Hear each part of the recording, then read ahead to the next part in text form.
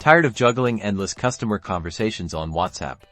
Let's unlock the power of streamlined communication by connecting your WhatsApp number to Wati. First, you'll need a Wati account. If you don't have one already, head over to Wati and sign up for a free trial to explore its amazing features. Once you're logged in, navigate to the Channels or WhatsApp section of your Wati dashboard. This is where you'll initiate the number connection process.